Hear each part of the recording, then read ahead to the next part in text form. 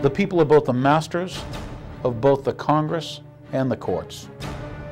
Not to overthrow the Constitution, but to overthrow the men who would pervert it. Where the people fear the government, you have tyranny. And where the government fears the people, you have liberty.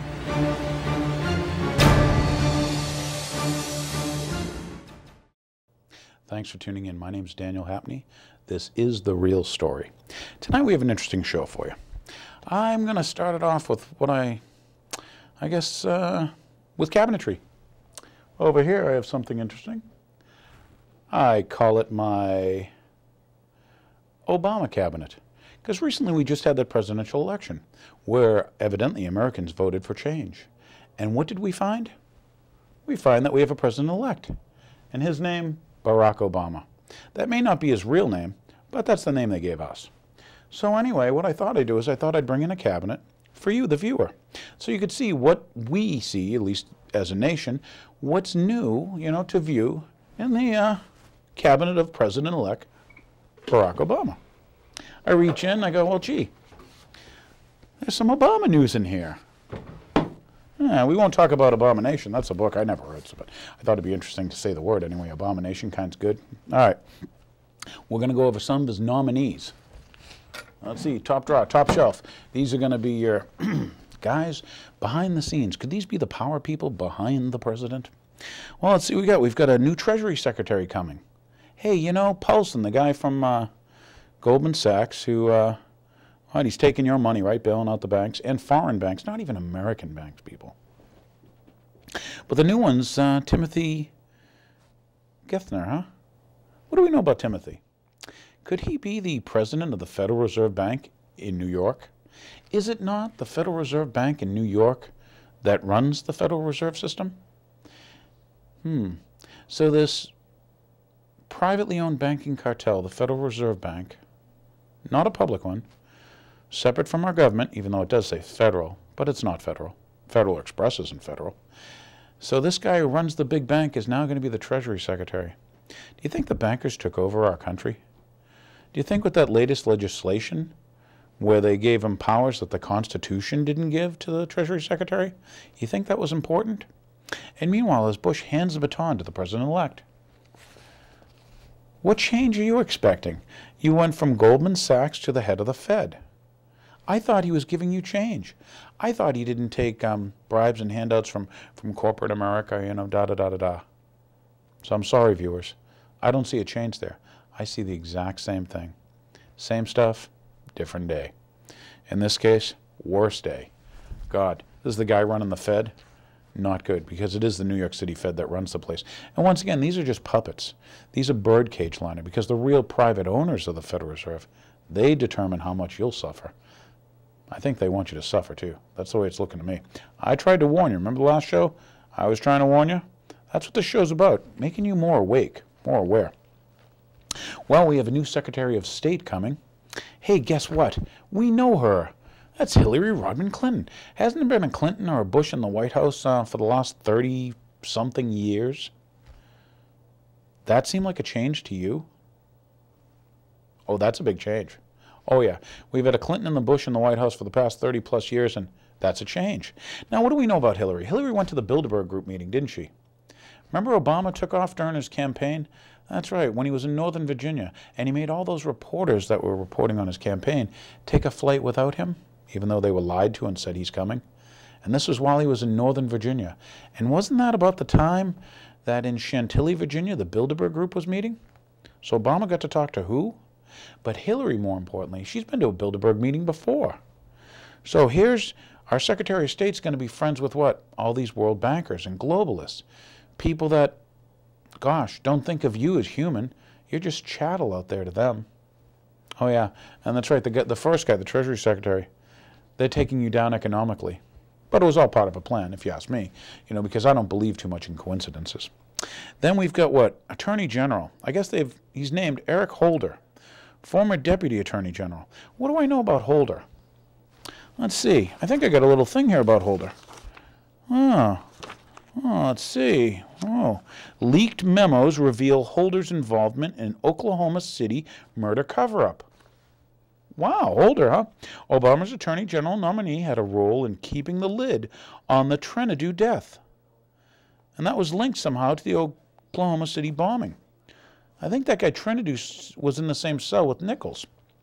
Leaked Department of Justice memos shed new light on the role of Barack Obama's Attorney General nominee, Eric Holder, in a cover-up of the death of Kenneth Michael Trentadue, who was tortured to death by the FBI. Didn't I mention in the past shows that once you start torturing, well, let's say we thought we were, torturing Iraqis or Al-Qaeda, that pretty soon they'd be torturing Americans? Wow. So now the FBI is torturing people that are in their custody. Is this new to you? You know, when torture becomes okay, how soon will it be until it's a Sharon resident? Because you watch 24, torture's okay, right? Torture's good now. When in history have you seen governments that torture? Do you know what that means? While you sit back, think about that one. Yeah, you want to be you want to pay taxes to a place that tortures people. Well, good luck to you. I hope your children aren't the next on the hit list as it is. So anyway, that's because we wanted change. There's no change there. This is all the same thing going over and over. The false flag event of the Oklahoma City bombing, okay, where the #1 cop in Oklahoma, okay, won the #1 cop award. He saw the FBI carrying bombs out of the building, and he said, "Hey, how did the Bureau of Alcohol, Firearms, and Tobacco already get in their suits within 5 minutes after the explosion? How come the FBI knew not to show up that day?"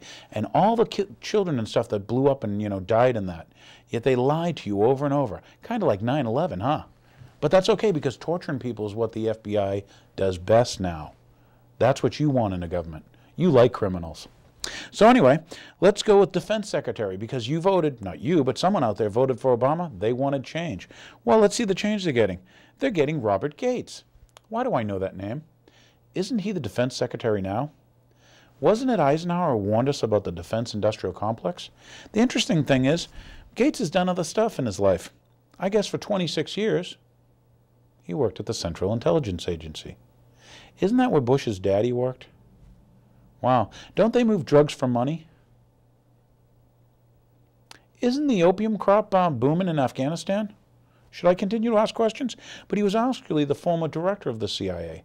So when we look in Obama's cabinet, do we see change? Big bankers running the Treasury, the biggest, okay, for a private bank. We go down here. Oh, defense stuff's the same. Oh, more CIA people in power. And hey, guess what? There's Clintons and Bushes. In this case, Hillary. Hillary, that honest gal. She's so good and she's so honest. She's your kind of gal. Meanwhile, we have the idol worship because you voted for him. Isn't he an idol? The epitome of greatness. So yeah, I'm sure we're going to give all our buddies jobs and friends, but I thought that was interesting. That was, what's in the cabinet. We'll review the cabinet every now and then, just so you know what else is in the cabinet, because you thought it was change, right? You think that there's a difference between Republicans and Democrats. Maybe you want to consider thinking like an American and not a controlled duopoly, and maybe get these bankers who now, run your government, have all this power? They're stealing from you and your family. Yet you sit back and you do nothing. As 1 in 10 Americans, are late on their mortgage payments or in foreclosure, you do nothing. As all of our manufacturing industry is depleted and destroyed, you do nothing. Where are your children working? Okay, so anyway, here's an interesting one from Judicial Watch. You may have heard of them. Judicial Watch announces that Hillary Clinton is constitutionally ineligible to serve as Secretary of State. Boy, somebody's doing their job. I think somebody read the Constitution here.